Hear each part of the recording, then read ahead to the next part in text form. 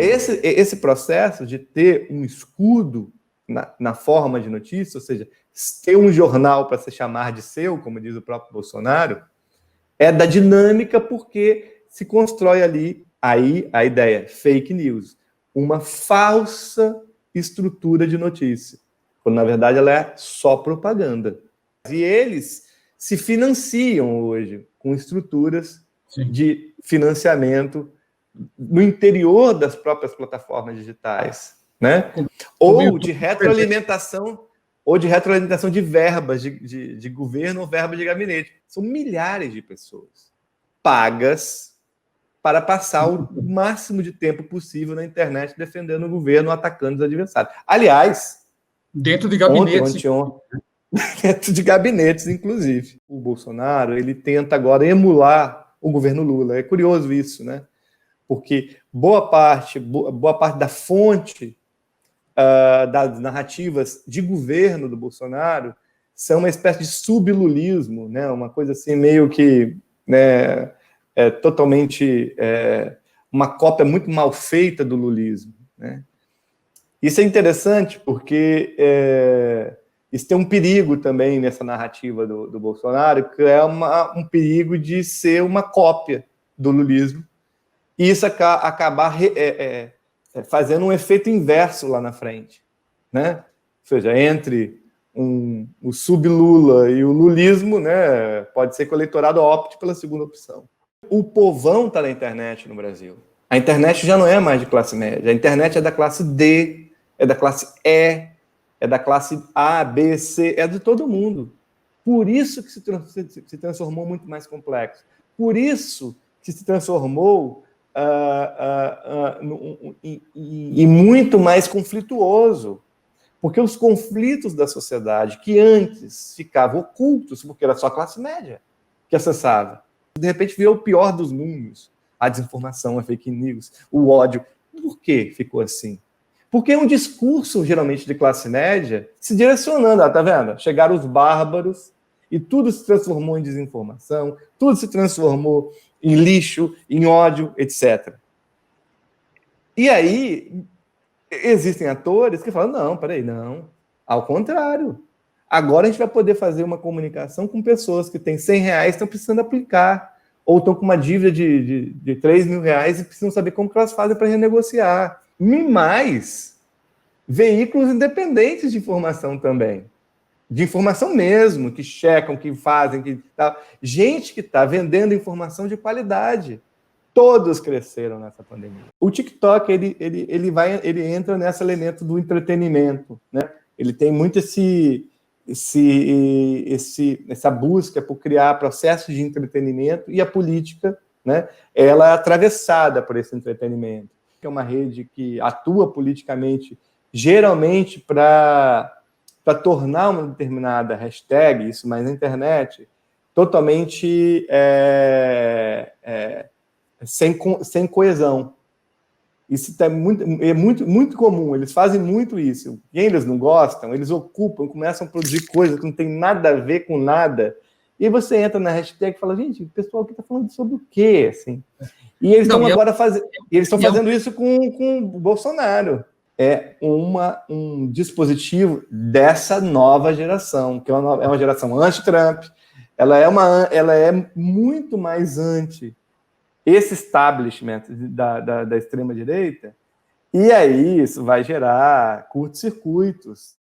Como ler e entender as redes sociais no caldeirão político brasileiro? Quanto, de fato, esse fluxo de informação, na maioria das vezes alimentado com teorias conspiratórias e notícias falsas, interfere na vida do cidadão e no processo eleitoral? Qual o papel de cada plataforma e de cada segmento da sociedade neste novo normal digital? A narrativa de Bolsonaro e seus apoiadores, tão eficiente nas eleições de 2018, ainda é efetiva? Para discutir essas e muitas outras questões, estamos com o Fábio Malini. Malini é jornalista, ensaísta, professor e pesquisador de redes sociais e comunicação política. Coordena o Laboratório de Imagens e Cybercultura da Universidade Federal do Espírito Santo, LABIC, onde desenvolve pesquisas sobre ciência de dados, movimentos e redes sociais, com especialidade em coleta, processamento e visualização de Big Data. É um dos mais importantes cartógrafos de redes políticas no Brasil. Malini, obrigado, bem-vindo ao canal, prazer em revê-lo. Para começar, uma questão básica. Afinal, o que é a cartografia das redes sociais?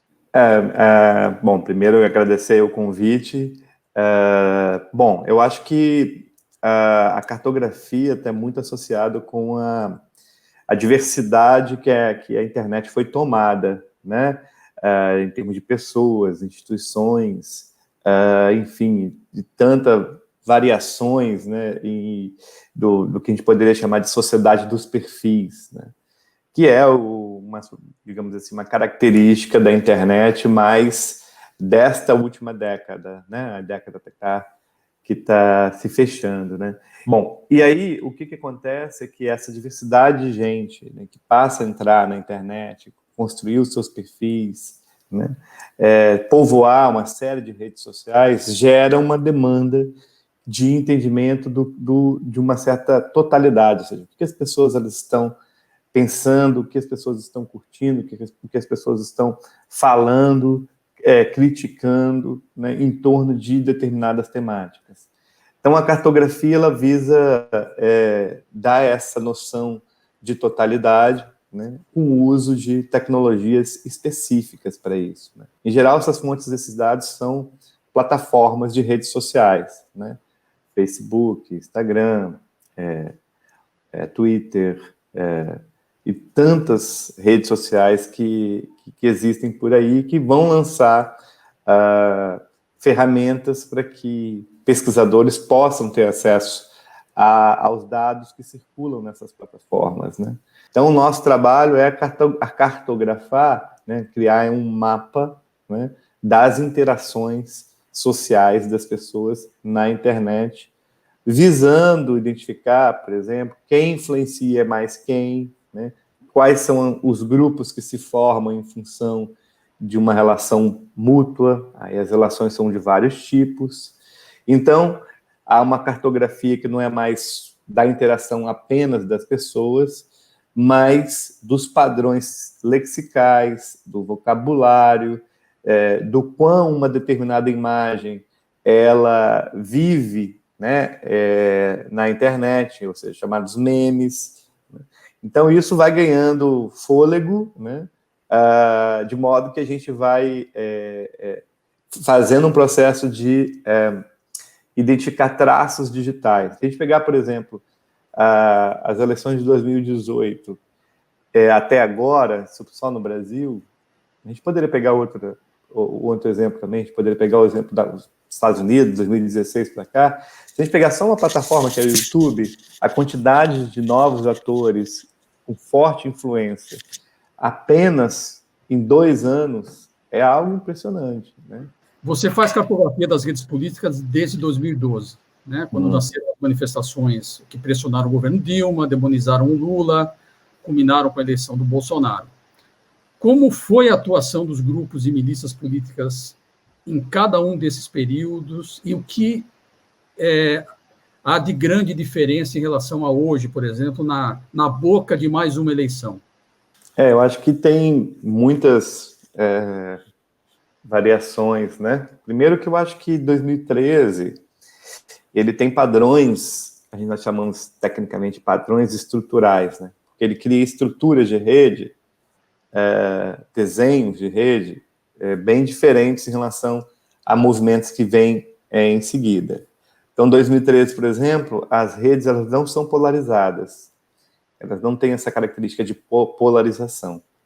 Perfeito. Pode ter várias explicações em relação a essa não incidência de polarização, mas se analisarmos as interações, por exemplo, de uma hashtag como Vem Pra Rua, uma hashtag muito forte no período, mas ela é uma das hashtags, né?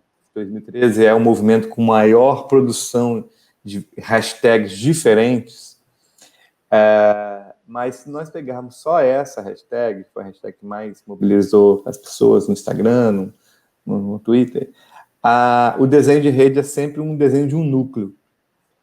Raramente você tem 2 núcleos polarizando relações. Isso implica dizer que quando os usuários eles têm uma mesma toada, uma mesma dinâmica, por mais diferenças que existem, eles expressam o mesmo sentimento, né? Então, ali, naquele momento, tem do ponto de vista de rede, tem uma relação muito forte com o que acontecia no Brasil. Era a Copa das Confederações, existia ali uma correlação entre níveis de desigualdades que estavam sendo produzidos em determinadas populações, né, conjugado com um forte protesto em relação ao custo tarifário do transporte público. E então isso mobilizou atores de maneira muito mais coesa. Existe um processo de coesão ali. Essa coesão, inclusive, ela gera um impacto político imediato, né? Imediato, em todas as cidades no Brasil.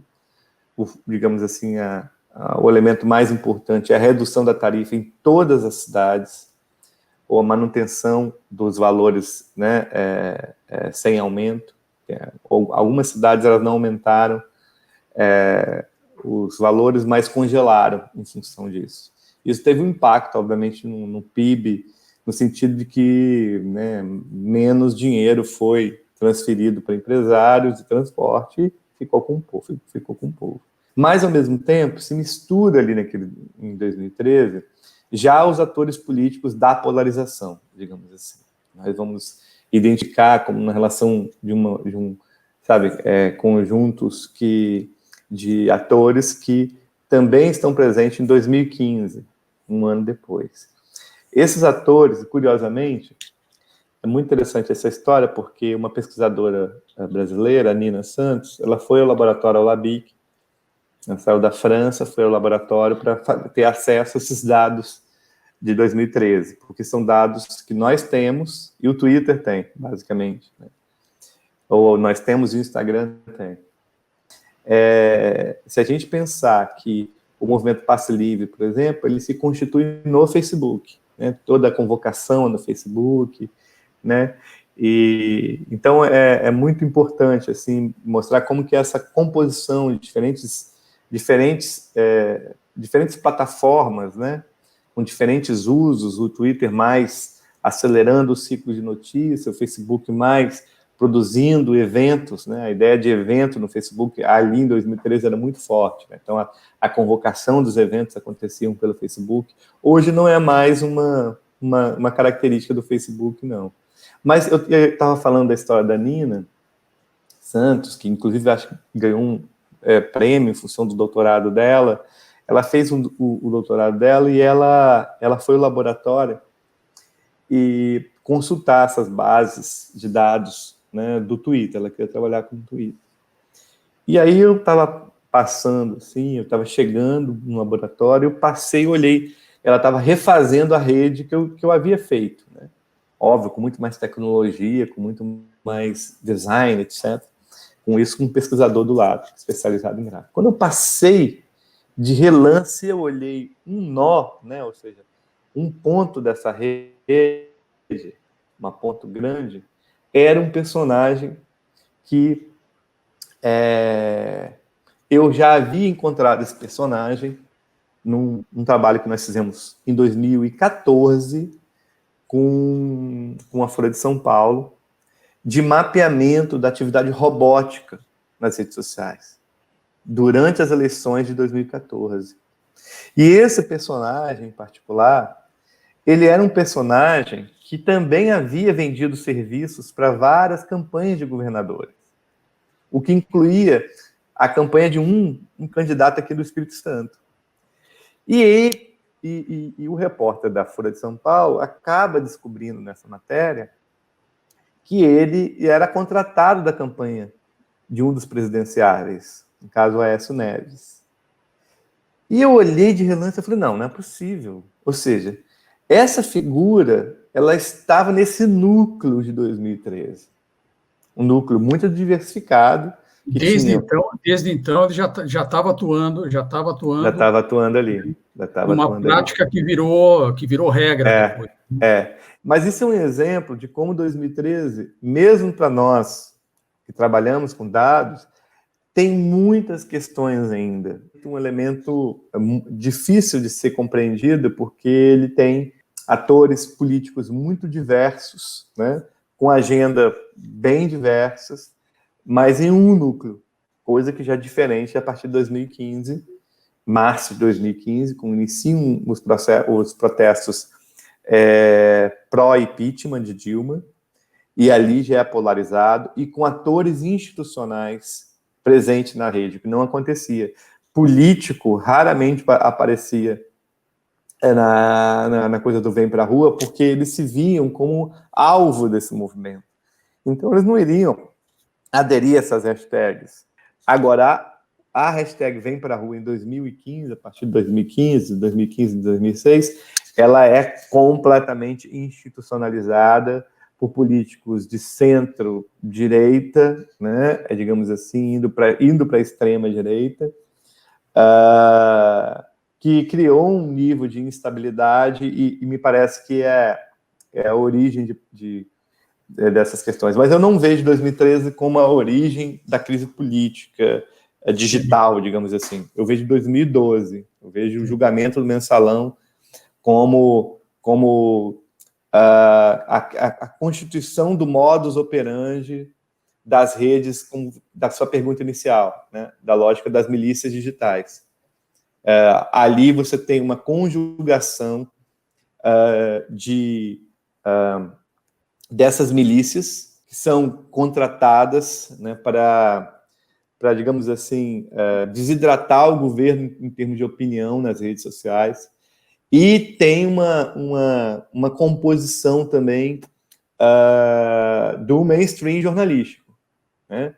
Porque tem de cobrir o Mensalão, né? E as sucessivas prisões das lideranças também do PT, da liderança de outros partidos, gerou um nível de engajamento, espetáculo, etc. Mas a operação era ali já polarizada. Essa polarização, a partir de 2015, mais efetiva, ela já tem uma ingerência de grupos internacionais, alguma coisa, alguma best practice que existia lá fora, ou você acha que isso foi erguido dentro mesmo aqui do Brasil, ou ainda não tem, digamos, os tentáculos do Steve Bannon, por exemplo, né? Não tem. Não tem. Não. Existia ainda uma articulação política de centro para a extrema-direita, né? Aí o papel muito importante da liderança do PSDB nesse processo, que acreditavam que eles seriam a síntese, né? Seria a solução para esse problema, né? Acabou, na verdade, o PSDB totalmente virando água, né? Nessa lógica toda, mas não. Ou seja, basicamente eram forças políticas que também tinham, que também tem ainda, mas um potencial, um poder econômico grande para a contratação de uma série de ações sincronizadas de mídia digital e de mídia offline também, né? Fazendo inclusive que os próprios protestos fossem mídias, né? Eles apareciam como grandes espetáculos que eram feitos para serem filmados, eram feitos para serem tweetados, né, para virar post no Facebook, né, tudo muito exagerado. Tem uma linguagem ali de tabloide, sabe, tabloide inglês, assim, da pior espécie possível. Então tem essa conexão com exagero, né? Tem a conexão com sensacionalismo, né? E existe uma relação muito forte com essa matriz, digamos assim, de comunicação. Não tem ainda uma matriz que seja uma matriz de produção de conteúdos absolutamente, não diria odiosos, mas é difícil traduzir, mas que sejam porcarias, né? Ou seja, porque a perspectiva do Bannon é tipo, jogar muita porcaria, né, na rede, né? Ou seja, claro que existia uma construção de um ódio político, que é um ódio político à esquerda no Brasil, né? Eu acho que o petista ele era um arquétipo de uma construção de um ódio bem estruturado, bem organizado, mas são basicamente financiado e vocalizado por uma classe política de oposição à presidenta Dilma. Em que momento a narrativa do Bolsonaro e da direita mais extrema começa a funcionar? Eu vejo... Eu não sou um especialista tão, né, focado no bolsonarismo, né? Mas eu poderia te responder como ele começou a aparecer nas minhas coletas. Quando eu iniciei... Porque eu coleto as atividades do Bolsonaro já há algum tempo, né? E eu comecei a me perguntar por que eu coleto. Quando ele aparece para mim? O Bolsonaro ele vai aparecer como um fato de rede quando ele ataca a ex-ministra e a deputada federal Maria do Rosário. Olha, jamais eu estou para você que você não merece. Olha, eu espero que não. Se é esse o papo, eu te dou outra. Dá que eu te dou outra. Dá que eu te dou outra. Dá que eu te dou outra. Aquele ataque dele ali a ela, né, quando ele fala a questão do estupro, aquele momento ali é um momento que ele ganha muito presença digital. Porque a Maria do Rosário, ela é uma espécie de arquétipo. O Jean Willis é a versão masculina, ela é a versão feminina desse arquétipo do ódio construído pelos setores de centro-direita no Brasil, em que o Bolsonaro ele ganhou tração. Ele ganha tração a partir desse ódio. Então, quando ele se dirige a Maria do Rosário, né, numa fala pública, né, numa fala institucional, Congresso, né, aquilo tem um impacto muito grande, tem uma violência muito grande.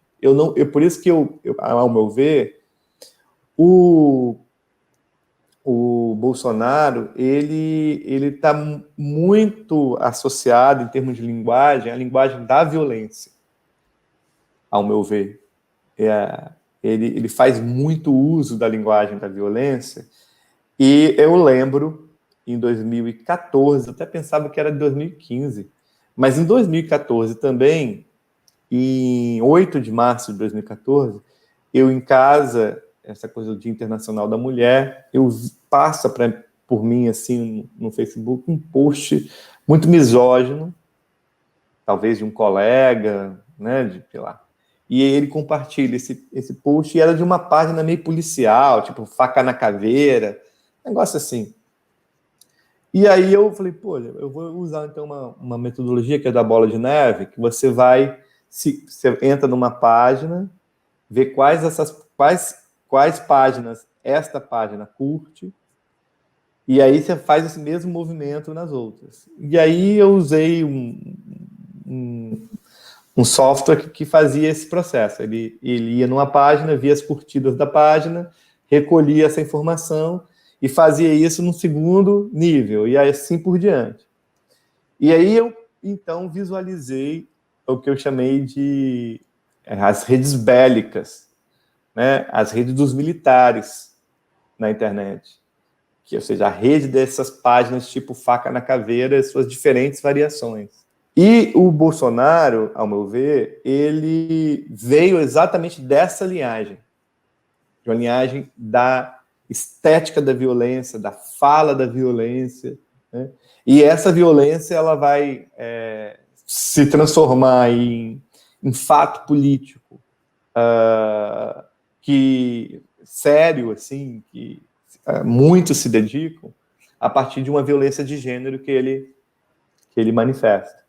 Para mim, isso inaugura a sua posição digital, sua posição política digital, porque esses grupos mais, aspas, armados na internet abraçam o Jair Bolsonaro, né, como esse arquétipo de um país super atrasado, assim, que é um dos conflitos geracionais na atual internet brasileira, né? Você tem os jovens ali até 30 anos que não são da base do Bolsonaro, não são mesmo, e você tem uma galera de 30, 60, né, mais bolsonarista. Então você tem uma população adulta e uma população mais velha, mais idosa, né, inclinada ao conservadorismo, e uma população mais jovem ao progressismo, né, ao liberalismo no sentido mais anglo-saxônico do termo.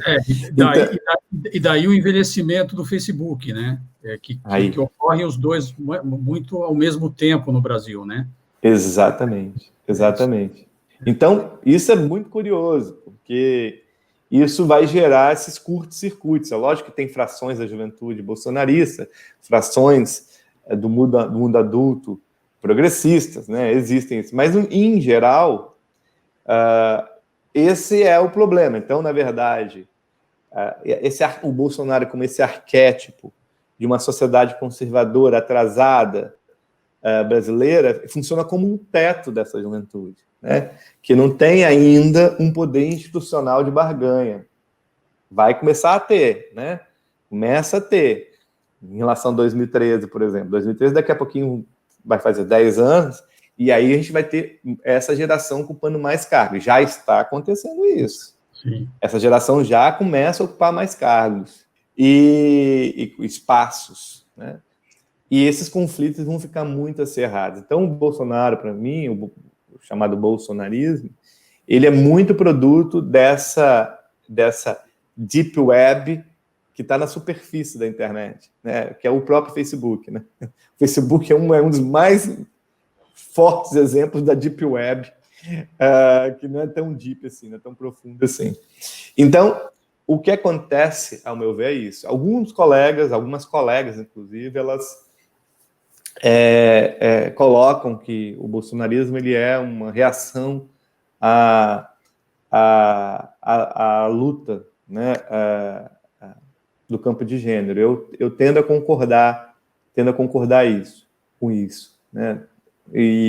Mas, ao meu ver, o que inaugura a força política dele e a aglutinação dele com esses grupos, que já é o grupo dele, né? Um grupo ligado a milícias, um grupo ligado a setores da polícia, né? Mas que atuavam offline, né? E aí eles descobriram... Né? E online. Porque eu, como estudava antes de estudar redes sociais, estudava blogs, eu me lembro que existia eu acho que era Seg Blogs, uma coisa assim, ou Blog Segs, que eram blogs de agentes de segurança pública, policiais que escreviam bem e tal, que sempre rolou, nos Estados Unidos sempre rolou War Blogs, que eram blogs de soldados para fazer propaganda do exército norte-americano. Sempre rolou isso. Esses atores sempre estiveram presentes na rede, né? Criando uma guerra de informação. E eu me lembro de 2014, quando eu vi esses caras tinham 300 mil, 500 mil seguidores no Facebook, que era uma coisa absurda, era muito grande. Então, essa linguagem da violência, né, é o modus de se relacionar. E me parece que essa linguagem ela foi ganhando espaço na cena política brasileira. Essa que é a questão.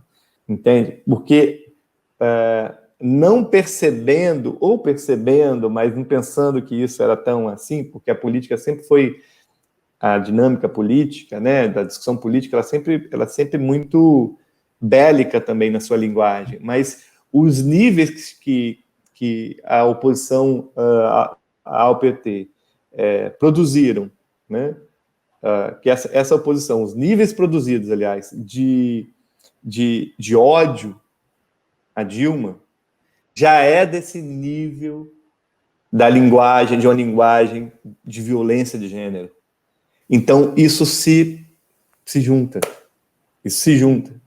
Essa que é a questão. Eu acho que e a partir de, então, já chegando a 2018, né, quer dizer, a esse discurso de ódio, né, radicalizado, se junta também o fake news, né, que também era uma coisa que sempre existiu, mas ele foi, digamos, institucionalizado, né?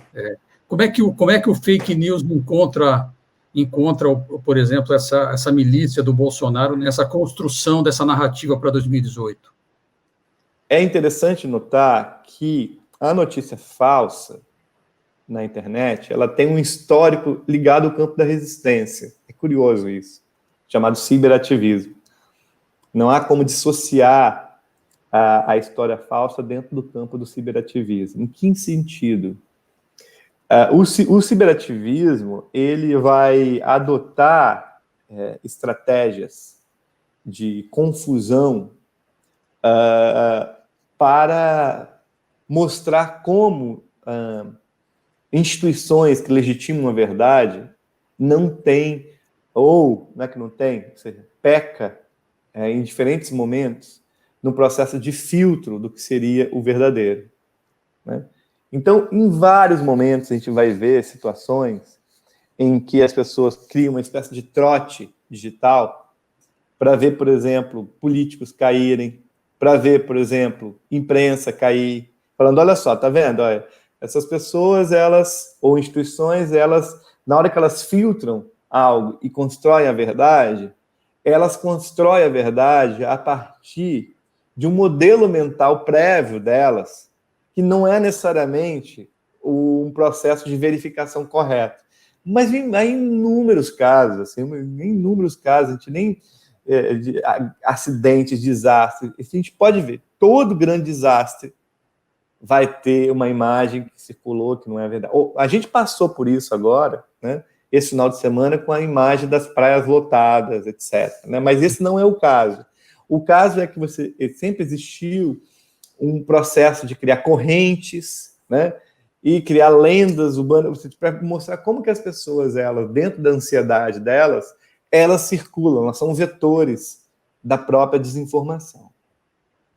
O que acontece agora, e aí tem muito a ver com as eleições de 2016 nos Estados Unidos, né, que vai ser digamos assim, um modelo de construção do debate político eleitoral, então, ou seja, é algo muito concentrado dentro da dinâmica eleitoral, porque a dinâmica eleitoral, ela tem algumas complexidades. Uma delas é o fato de que, muitas vezes, candidatos adversários políticos da eleição, eles têm rabo preso entre eles. De modo que se um critica o outro critica o outro. Então, um fica naquela coisa do dilema do prisioneiro, se eu revelar, né, as suas tretas, né, você revela as minhas. Né? Então, se nós pegarmos os estudos eleitorais no Brasil, sempre existiram jornais apócrifos que eram espalhados pela cidade, falando de uma série de tretas de políticos. Tem um jogo do anonimato que expressa a verdade.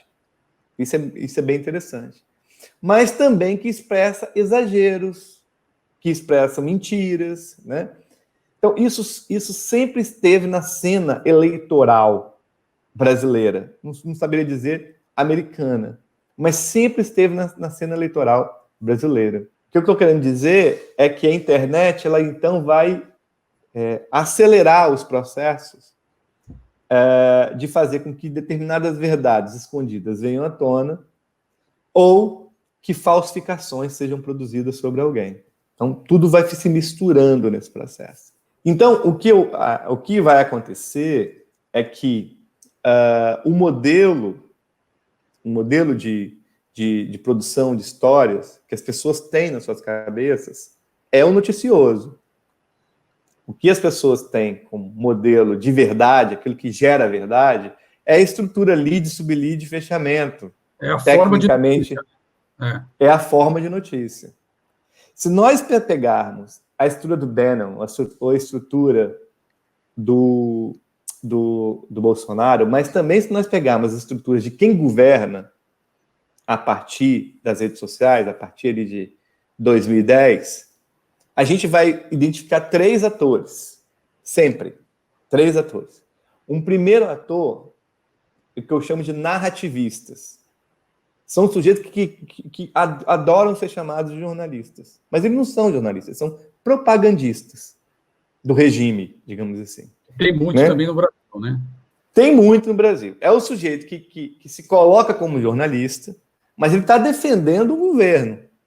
O que aconteceu no Brasil, e isso é bom, é que essas pessoas que tinham verniz de jornalista, hoje são caracterizados como figuras que pertencem a um determinado partido político, ou defendem um determinado político. Então tem coisa meio bizarra, como o jornalista bolsonarista. Não existe jornalista bolsonarista. Existe o propagandista bolsonarista, o narrativista, o cara que vai produzir a narrativa. Um spin doctor, que numa tradução muito literal aqui seria narrativista. O cara que vai criar uma narrativa para que o ponto de vista do governo, em geral do governo, mas poderia ser do movimento, né, ele ganhe relevância nas redes digitais. Ou, pelo menos, ele mitigue um problema de crise, né, do governo. Então, esses narrativistas, eles vão aparecer, são os Bernardos, os Alans, né, agora. Mas esses narrativistas, eles precisam dos diários oficiais. Precisam ter diários oficiais. Porque os diários oficiais, ou seja, veículos com uma característica, um formato de notícia, então tem um título, tem um resuminho, tem um autor, em geral, não tinha no começo, passou a ter. Esse modelo é um modelo muito 2015. Esse modelo não foi construído pelo bolsonarismo. Esse modelo foi construído muito pelos movimentos como MBL, que tinha os seus diários oficiais, né? E depois abandonou. Inclusive chamava Diário de Notícia, outro chamava Imprensa Livre, né?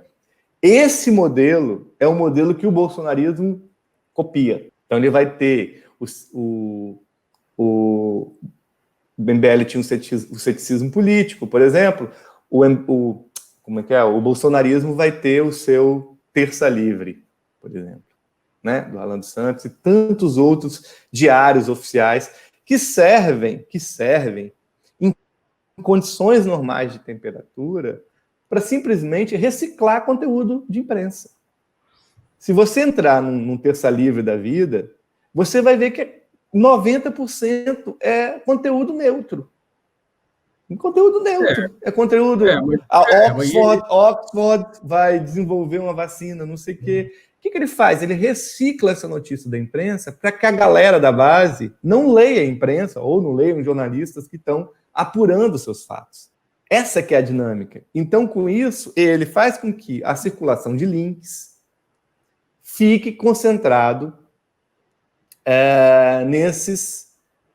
a circulação dessa base de eleitores, sejam muito mais validados por esses diários oficiais. Então, hoje, o cara que segue Bolsonaro, ele lê bastante esses diários, porque o próprio Bolsonaro compartilha, o Carlos compartilha. Então, o que foi chamado de ecossistema midiático bolsonarista, que é uma invenção dos movimentos de 2015, fora a PT, mas que também estava no campo da esquerda. A esquerda também tem os seus diários, tinha os seus diários oficiais quando era governo. Ou seja, esse processo de ter um escudo na forma de notícia, ou seja, ter um jornal para se chamar de seu, como diz o próprio Bolsonaro, é da dinâmica porque se constrói ali, aí a ideia, fake news, uma falsa estrutura de notícia, quando na verdade ela é só propaganda. É propaganda, né? Quando fala de temas políticos. mas ela usa esse subterfúgio de falar de outros temas, temas neutros e etc. Então, esse segundo elemento do tripé são os diários oficiais. E eles se financiam hoje com estruturas Sim. de financiamento no interior das próprias plataformas digitais, né? Ou de retroalimentação de verbas de governo ou verba de gabinete, porque o governo coloca a verba na plataforma para financiar esses caras. Então, é tudo por dentro. É isso. Né? Tudo por dentro. E o terceiro elemento é o comentariado. São os públicos que esses caras cultivam, ou por conta da linguagem oficial, o que implica centenas, milhares de cargos comissionados pelo país afora, né? Se a gente pegar essa base de comissionados do governo estadual, do governo municipal, do governo federal, com viés de apoio ao governo, são milhares de pessoas pagas para passar o máximo de tempo possível na internet defendendo o governo, atacando os adversários. Aliás, dentro de gabinetes. Dentro de gabinetes, inclusive, né? Então, essa é uma dinâmica de como a política brasileira, em geral, ela se degradou tanto que a militância política, ela se transformou numa militância, muitas vezes, persecutória daqueles que fazem crítica política. Estou falando num âmbito muito geral. Mas chegou a determinados níveis de degradação que há funcionários que são pagos só para isso. Isso também vai acontecer na internet. Se a gente pegar os perfis dos políticos que governam, em geral, a gente encontra poucas críticas em páginas do Facebook. Por quê? Porque eles inserem filtros que bloqueiam comentários, eles pagam assessorias para ficarem deletando comentários, e assim por diante.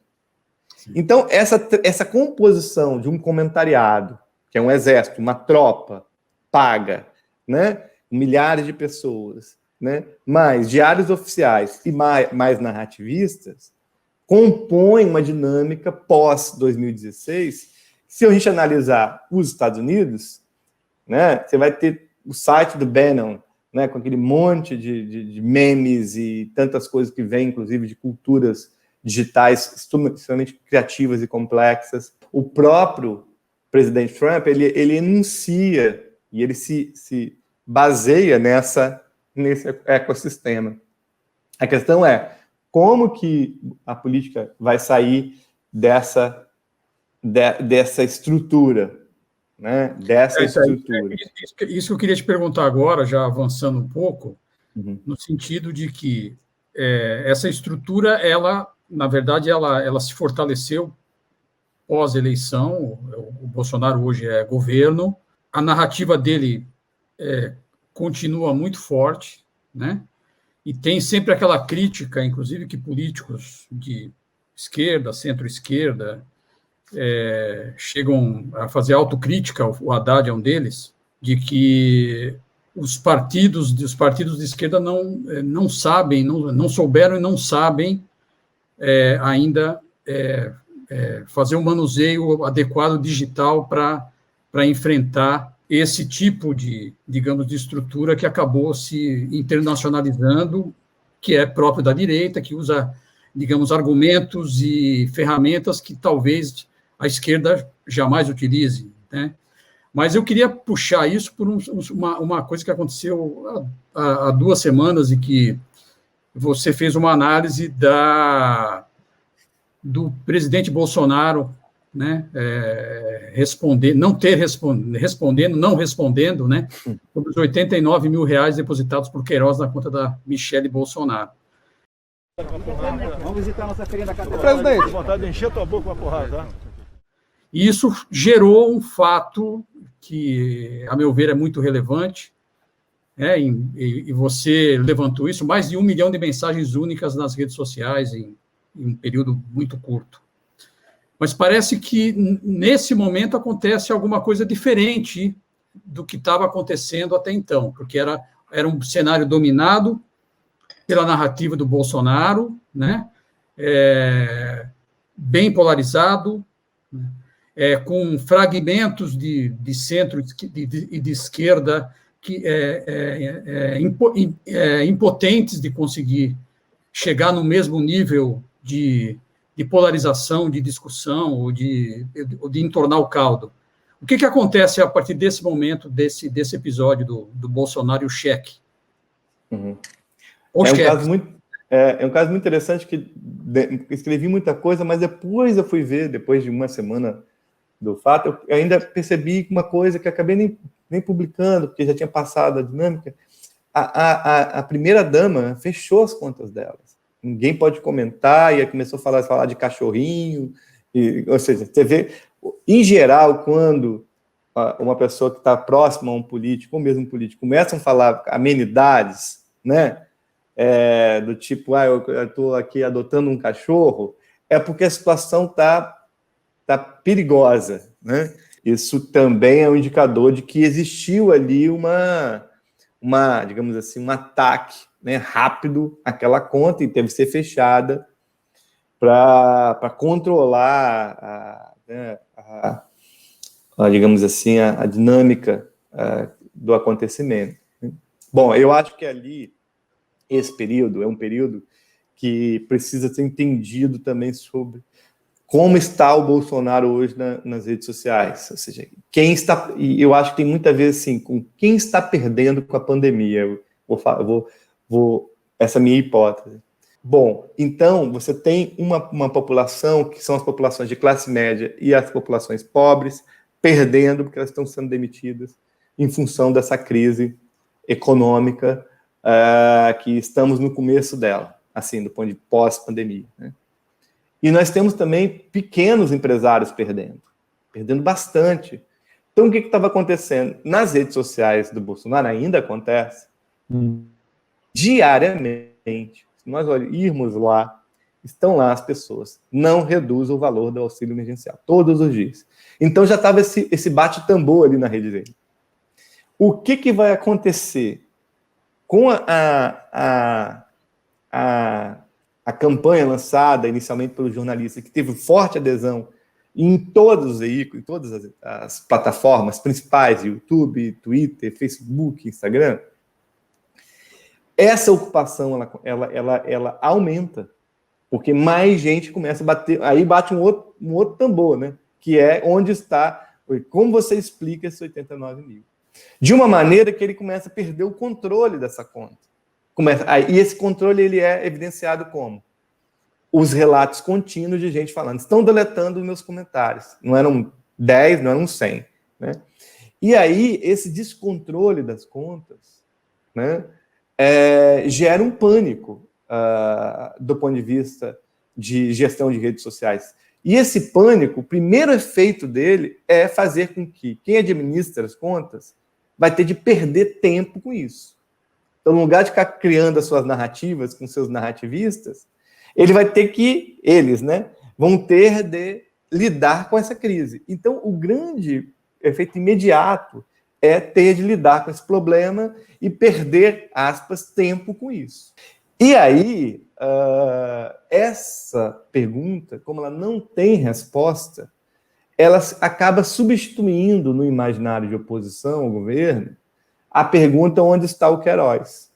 Ou seja, que virou uma espécie de quase clichê nos almoços de família, né, nas discussões políticas, né, aquela pessoa de oposição ao governo de maneira mais brincalhona, né, dizer, mas e o Queiroz? Né? Porque isso já incide um problema da corrupção, que é o valor que o presidente mais se sustenta. Né? Esse é um governo que não tem casos de corrupção. Só que agora, no seio familiar dele, tem o problema. Né? E como a internet, como a imagem política, ela não é algo muito circunstancial, do ponto de vista até eleitoral, ela vai se formando no tempo, vai ser muito difícil o presidente, num contexto eleitoral, escapar dessa narrativa de crítica e jocosa. Então tem uma coisa também que se mistura um efeito colateral ruim até da relação entre entretenimento, política e mundo digital, né? As pessoas, elas acompanham a política como mais um assunto de entretenimento. Elas estão interessadas na política para se entreter, não estão interessadas na política para formar uma mentalidade nova. Ela está querendo saber, ou seja, como que ela pode rir das falas do Bolsonaro contra os jornalistas ou da trollagem do jornalismo ao governo. O interesse das pessoas, em geral, que não são e não se interessam por política, que é a maior parte das pessoas, é o quão isso pode entretê-las. E esse caso foi um exemplo disso. Por mais que a gente veja como uma mentalidade política interessante, as pessoas usam muito coisa do 89 mil de maneira jocosa, para ridicularizar. Então, vai no centro da maneira como as pessoas se apropriam da política e quando alguma coisa ganha popularidade, quando elas entretêm as pessoas. E é um problema isso? Isso é um problema. Mas Malino, foi numa intensidade, por exemplo, sem dúvida, diferente do que vinha acontecendo. Foi uma total. Né? E foi, ao que parece, foi uma bola de neve espontânea, né? Não foi algo pensado como uma instituição. Tal. Quer dizer, talvez esse seja um fator que possa significar algo nesse ecossistema de redes sociais. Sem dúvida. Primeiro porque não houve uma narrativa, além de ser um tiro, assim, né, do ponto de vista, uma coisa muito rápida acontecendo, num domingo ainda, um dia meio que, né, e isso ganha uma consistência rápida, e isso se desdobra em muitos outros, né, charge, e para piorar a situação do governo, na segunda ou terça-feira, acho que na terça-feira, a deputada federal Flor de Lis, ela é indiciada pela polícia como mandante da morte do marido. E aí as pessoas conectam uma história com a outra. Muito ou junto, seja, aí né? vira, e cria a dupla cheque-mate, né? Cheque do cheque, né? Do Queiroz, e o mate do... E virou aí mais gente. Aí aquilo vai ganhando... Aí o presidente se indispôs mais uma vez, né? Aí ele entrou na retórica. Ali entrou na retórica da rede. Não tinha muita alternativa, senão aumentar mais a carga contra o jornalista. Levou isso para a live dele de quinta-feira. As pessoas descobriram isso, mas ele decidiu se silenciar, porque não tem muito o que dizer. Então, isso ganha força, sobretudo porque ela é uma força agora de entretenimento das pessoas. E Sim. Quando é uma força de entretenimento, o negócio ele se populariza, né? Eu recebi imagens jocosas de Bom Dia Grupo, né? No grupo meu do futebol. Assim, chegou a um nível num grupo do WhatsApp de futebol. Quando está chegando no grupo do WhatsApp de futebol, é porque o negócio ganhou, tal. E isso se junta a essa galera do auxílio emergencial que está na página o tempo inteiro. Então, de repente, essa galera vai, o que está chegando? O que 89 mil é esse? Que são pessoas que entraram na internet, uma parte dela, agora, recentemente, exatamente para ficar cobrando político. Mas você acha, Malini, que, de uma certa forma, a narrativa do Bolsonaro ela continua muito forte ou ela já não é tão forte quanto era? Eu acho que, é preciso lembrar que a eleição do Bolsonaro é algo muito recente no Brasil. Sim. A gente vai completar 2 anos, nem 2 anos tem. Então, aquele ímpeto e aquele espírito dos milhões de votos dele não desaparece muito rapidamente, exceto, obviamente, quando o desastre, né, ele de fato intenso. Bom, eu acho que sim, o Bolsonaro ele tem uma base de eleitores, apoiadores muito grande, sobretudo porque, ao meu ver, existe esse conflito geracional, que são conflitos de valores, muito intensos.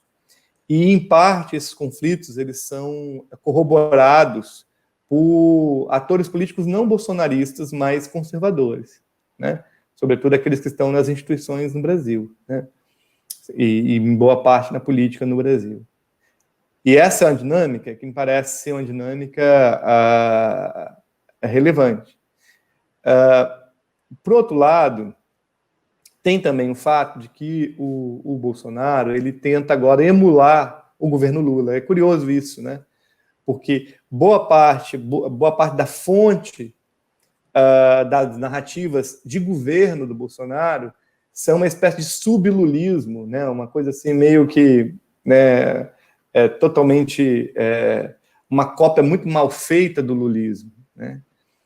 Isso é interessante porque isso tem um perigo também nessa narrativa do Bolsonaro, que é um perigo de ser uma cópia do lulismo, e isso acabar fazendo um efeito inverso lá na frente, né? Ou seja, entre o sub-Lula e o lulismo, né, pode ser que o eleitorado opte pela segunda opção, né? Então, esse afã, essa referência que ele tem ao lulismo é muito forte, é muito interessante. E acho que a complexidade agora de uma narrativa de governo está muito nisso. Embora o Bolsonaro, desde o começo do governo, e olha só que interessante isso, desde o começo do governo dele, o perfil que ele mais replica, que ele mais retuita, é do ministro de Infraestrutura. Acho que é Tarcísio, o nome dele, não falha a memória. Tarcísio, eu também não que é o ministro que está em guerra com Paulo Guedes continuamente, porque quer mais dinheiro para a obra. É o perfil que ele mais replica.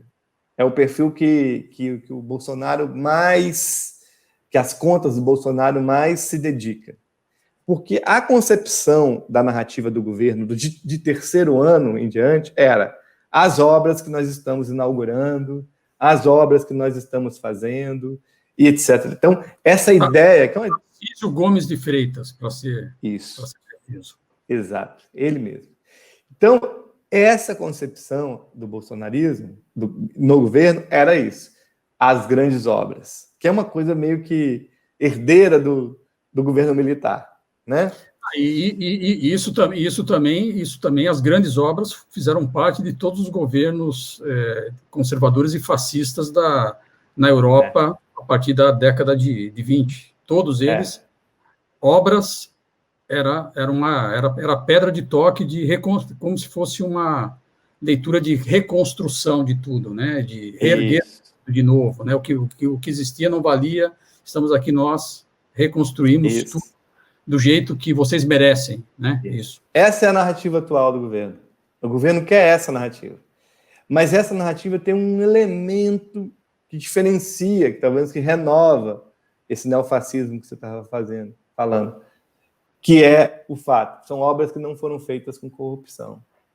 Que é a maneira que cria, de maneira simples, uma separação entre a imagem que se tem, por exemplo, das obras da Copa do Mundo, muitas delas paradas, etc., né? Oi? Padrão FIFA. Do padrão FIFA, e as obras dele. Só que você vai olhar as obras, são obras absolutamente simplórias. Isso que vem a coisa que é, ao mesmo tempo, que a gente estava falando, neofascismo das obras grandiosas, só que são obras absolutamente simples.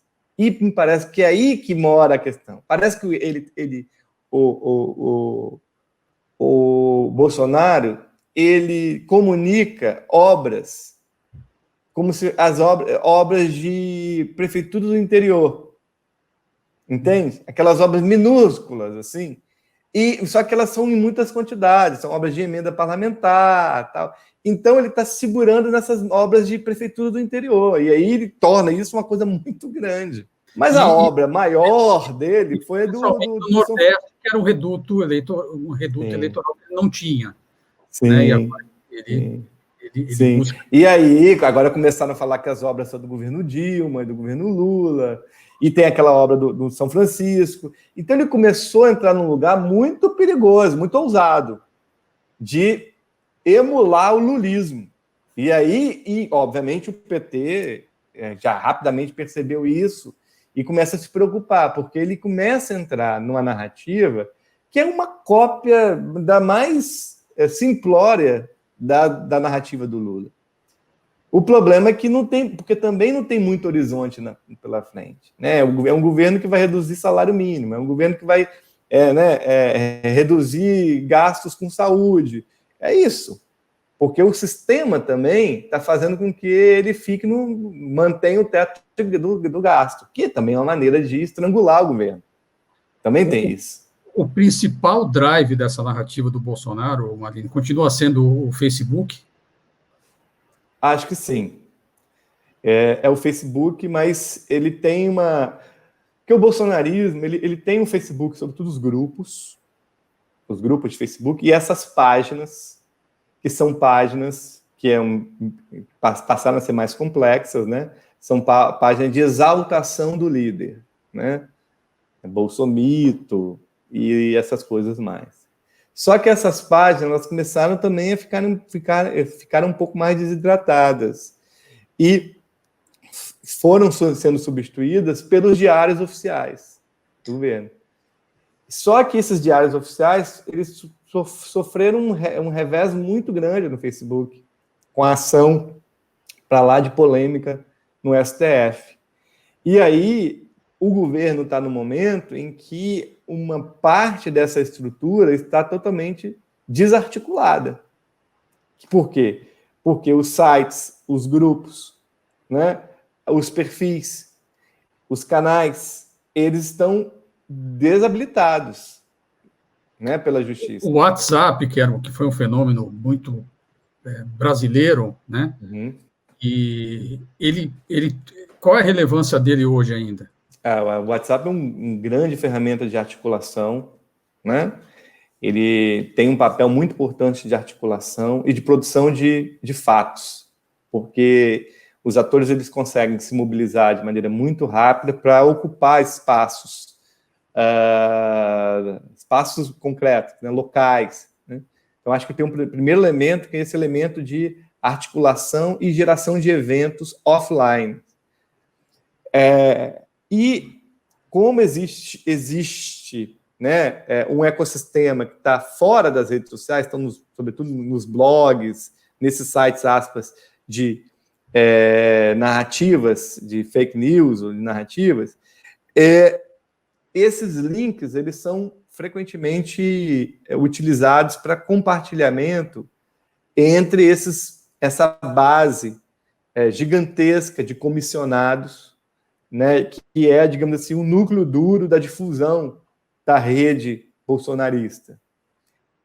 Só que o que alguns pesquisadores de WhatsApp em grupos bolsonaristas, embora sejam grupos públicos, que aí eu acho que tem um problema, porque os grupos fechados eles têm uma característica totalmente diferente do que os grupos públicos, porque os grupos públicos eles têm uma taxa maior de disparos, de comunicação via disparo.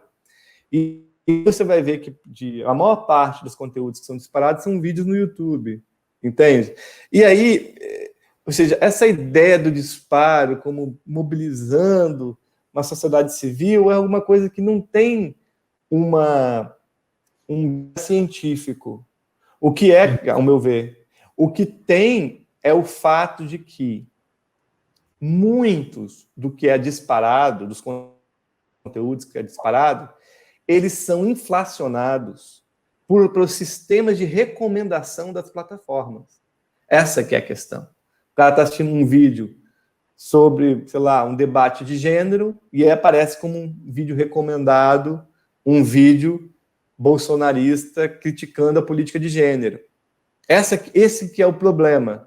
Os sistemas de recomendação são a base algorítmica do Facebook, a base algorítmica do YouTube, né? A base algorítmica do Instagram, elas potencializam, e isso também é bem controverso, tá? Isso Sim. Não é uma coisa... porque há estudos que mostram, olha, não necessariamente, né? Então, mas o que rola é que esse efeito de uma socialidade que ela é programada algoritmicamente, ela tem um impacto concreto na vida das pessoas. Sobretudo porque as pessoas hoje formam amigos diferente de como formavam há 20 anos, antes das redes sociais. Que o conceito de amigo era uma relação entre duas pessoas. Hoje, a ideia de amigo é trabalhada de maneira múltipla, dentro de um espaço social múltiplo como o Facebook. Então, seus amigos do Facebook, eu tenho amigos do Facebook que eu nunca vi, mas que diariamente estão ali na minha página, tal, que funciona meio como fã. Então, e mais, ou seja, aí sim, aí tem a questão que tem a ver com as patentes do Facebook, que uma das patentes do Facebook, que vai trabalhar com a ideia de top não é top amigos, né, top friends, é a ideia de que os amigos mais relevantes para você são os amigos que estão mais engajados na sua timeline. E esses amigos, eles também vão ser considerados muito amigos em função do quão eles podem ser úteis para você vender alguma coisa para eles. Então, existe um cálculo, uma lógica de cálculo, que ela é muito mais complexa. E aí você tem um processo, né, em que os conteúdos ele vai ganhando, fortalecendo o sistema de crença. E aí gera os problemas que tá. Mas eu acho que o Facebook hoje é extremamente disputado. Qual o maior grupo do Facebook no Brasil hoje? Do auxílio emergencial. Um grupo mais ativo, com quase 600 mil pessoas. É o maior grupo hoje do WhatsApp no Brasil, assim, de atividade diária e com muita gente. O Facebook é um espaço de disputa. Porque também aconteceu, de 2018 para cá, a entrada de muitos atores ali. Né? Sim. Indo para as duas últimas perguntas, a gente tem muito tema e pouco tempo. Né? Eu queria te falar sobre um tema que eu acho que é relevante também, que são os influenciadores. Né? Sim. Quem são os influenciadores hoje? Porque a gente viu uma mudança de perfil. Quem era influenciador há 4, 5 anos na internet, a maioria deles desapareceu, e hoje você tem outro tipo de influenciador. Agora, e quem são eles? E esses novos atores, digamos assim, eles são realmente capazes de engajar cidadãos num processo eleitoral? Interessante essa pergunta, porque é uma pergunta que tem muito a ver com o mundo pós-pandemia, que é um elemento também que tem que entrar no cálculo das questões políticas, né? Porque o Brasil, os Estados Unidos, Reino Unido, México e Índia, são 5 países com o maior caso, o número de óbitos, são países cujo impacto da pandemia ela é muito forte, né? E aí mais Brasil, Estados Unidos e Índia e México, menos Reino Unido, mas que ainda continuarão tendo impactos nas discussões, no luto, enfim, tantos outros aspectos. E um dos elementos pós-pandemia mais importantes do ponto de vista digital é uma nova onda de influenciadores digitais, né, que se acelera em função da pandemia. O drive da influência digital é, frequentemente, moda e alimentação. São mercado de alimentação. São o que, de fato, assim... E entretenimento, né? Entretenimento. Música. No Brasil, música, né? Mas, né? Enfim, todo o campo da arte é bem amplo, mas geralmente música. E esse campo de influência sofreu alteração, se moveu bastante. Bom, o campo de moda ficou absolutamente inútil na pandemia, porque afinal as pessoas não estão interessadas em comprar a nova bolsa de uma nova marca ou a chuteira nova, porque não tem nem onde jogar futebol. Embora as pessoas tentem levar uma vida agora, né, do não isolamento, mas não faz muito sentido. Isso tem muito a ver também com o fato de que o modo que as pessoas compram muitos produtos mudou, né? Então esses influenciadores ficaram meio sem o que fazer e aí entraram meio quase num campo de um ridículo, assim, de começar a fazer vídeo do filho, da filha, né? Começa a fazer atividade no estacionamento do prédio, umas coisas totalmente bizarras. E aí o que vai surgir? Vai surgir muitos influenciadores que resolvem problemas cotidianos. Então, por exemplo, a gente vai ter influenciadores que vão entrar no campo da economia doméstica, como novos influenciadores, que vão falar mais para a população mais de classe C. E eu acho que interessante uma pausa, porque isso é muito importante, porque não são influenciadores que aparecem do nada. Eles já estavam cultivando seus públicos, porque a internet no Brasil modificou. Ela já não é mais aquela internet de 2010, das classes médias, aquela coisa muito hypada, né? A democracia vai ser transformada. Então, existia... Eles ganharam corpo, né? Na pandemia, eles ganharam muito corpo, porque o povão está na internet no Brasil. A internet já não é mais de classe média. A internet é da classe D, é da classe E, é da classe A, B, C, é de todo mundo. Por isso que se transformou muito mais complexo. Por isso que se transformou em muito mais conflituoso. Porque os conflitos da sociedade, que antes ficavam ocultos, porque era só a classe média que acessava. Era só a classe média, por isso que a gente tinha muito também uma visão, era tudo muito bom, a internet era o melhor dos mundos, e de repente veio o pior dos mundos. A desinformação, a fake news, o ódio. Por que ficou assim?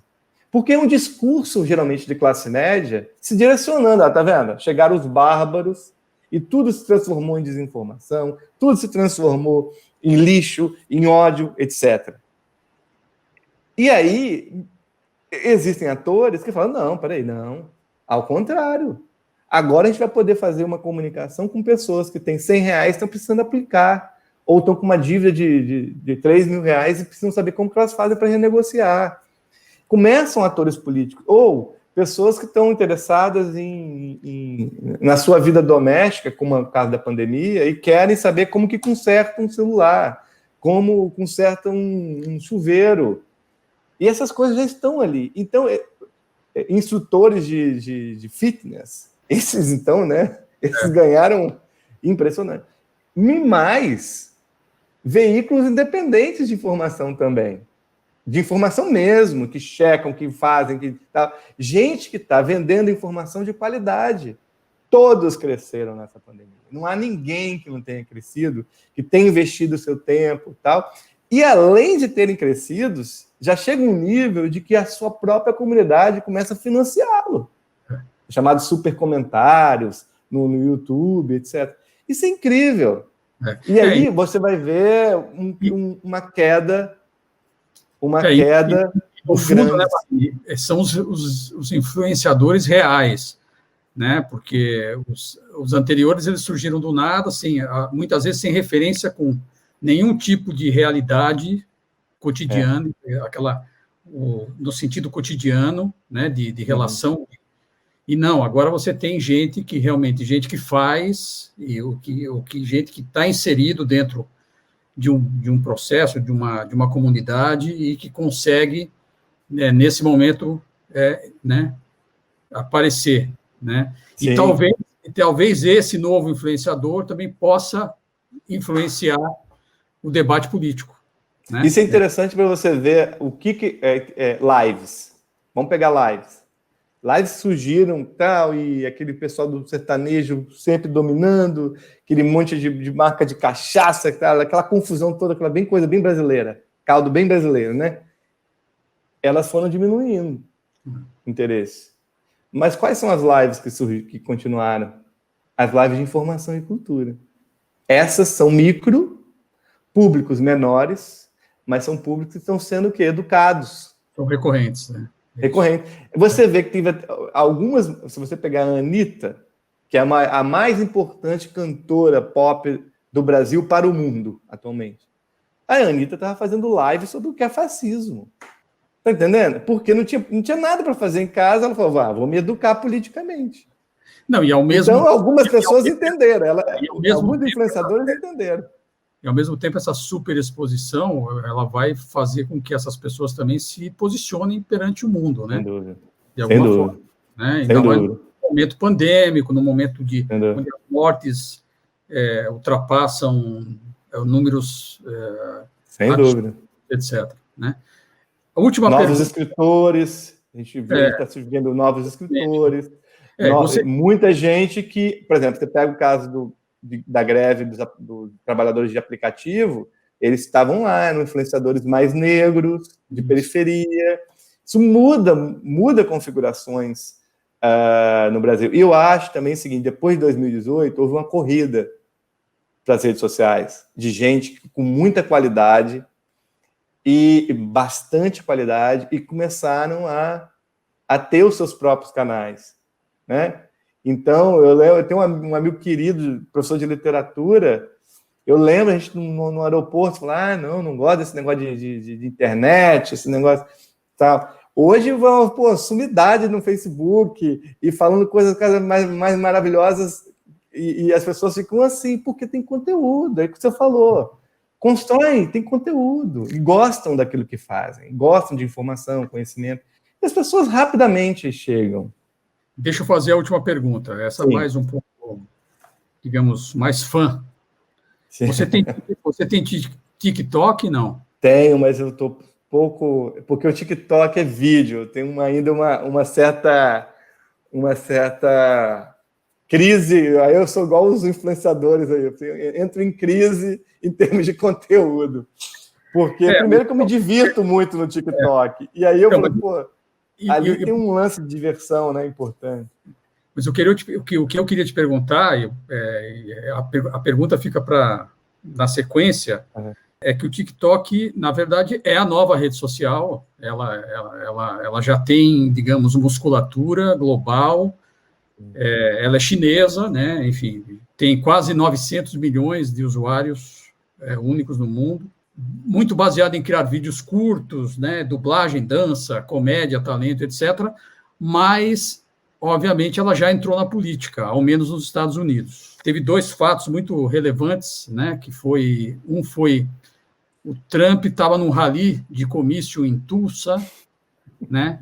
E resolveu convidar pessoas a participarem, e para ganhar o ingresso para ir ao local, bastava entrar, dar o telefone e fazer a inscrição. E não foi que, na verdade, os fãs do K-pop, a pop música coreana, começaram a compartilhar as informações com os seguidores, que a maioria deles no TikTok, encorajando eles a se inscrever no rally, mas para não aparecer.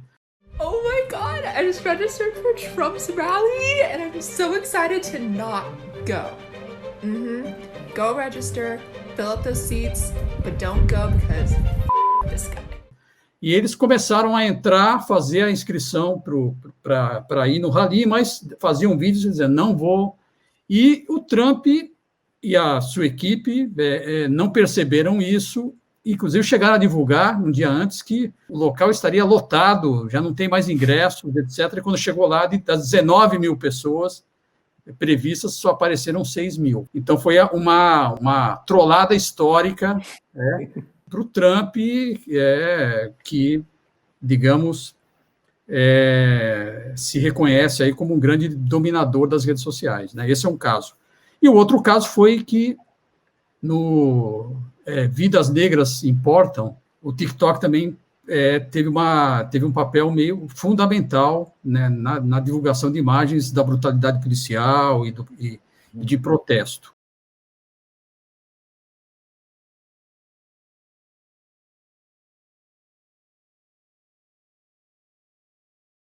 Isso colocado, você tem TikTok, acabou de falar, né? A política no Brasil vai entrar no TikTok? Eu sei que é uma previsão, mas uma futurologia, mas o que você intui? Você já começou a medir alguma coisa nesse sentido ou ainda é muito empírico? Não comecei a medir, inclusive tenho bastante interesse já em apontar os processos de coleta de dados para o TikTok. Embora a gente não sabe muito os desdobramentos disso. O TikTok tem um algoritmo de recomendação impressionante, né? Ele entrega para o usuário aquilo que o usuário realmente está buscando. Se você tem um interesse em política, ele vai entregar para você, vai recomendar para você conteúdos que estão muito dentro do seu foco de interesse. Então, esse é um elemento bastante competitivo, né? Pouco discutido, né? Dada a sua dimensão técnica, mas comparado, por exemplo, ao algoritmo do YouTube, ou mesmo ao algoritmo do Facebook, que são mais restritivos, porque vendem, né, a atenção, né? Depende exatamente de restringir para que a pessoa pague mais e para ampliar o seu foco.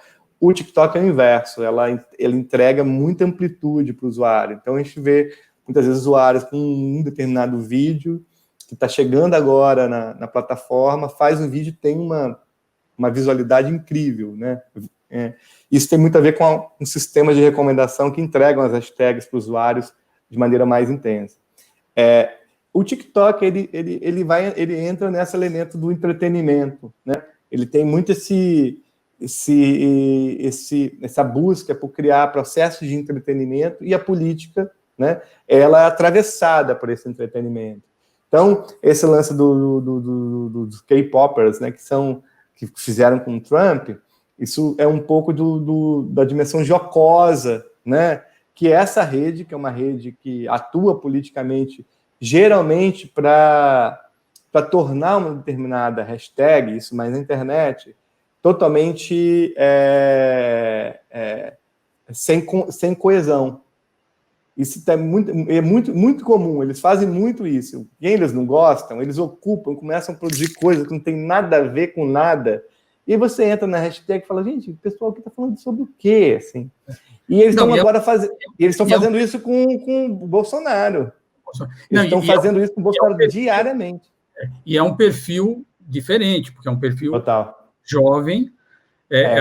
Até há pouco tempo ele era puramente adolescente ou pré-adolescente, e agora sim, digamos, ultrapassou um pouco a barreira dos 20 anos. Sim. Ele continua ainda uma rede social para jovem, né? E que também não tem, é o que você falou, não tem amarras, não tem o discurso padrão político na garganta, muitas vezes está mais interessado em trollar o establishment do que realmente... né?